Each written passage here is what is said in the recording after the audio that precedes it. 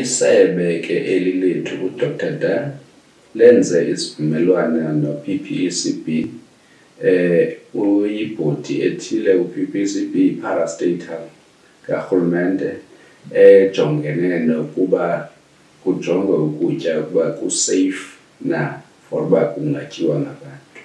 Sine-memorandum of understanding yeminyaka emithathu engunyaka wokugqibela lo sikuwo.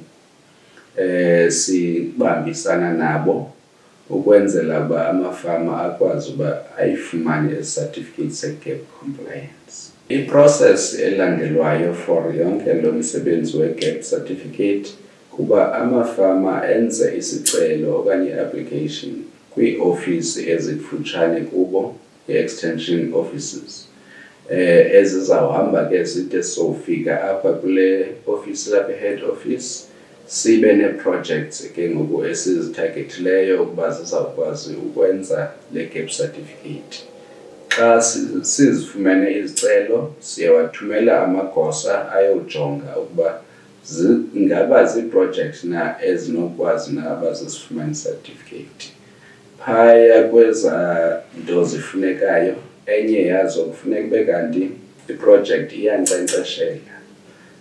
I-project inaso i-storage sofaka i-fertilizer, iphinde ibe naso i-storage sofaka i-chemicals.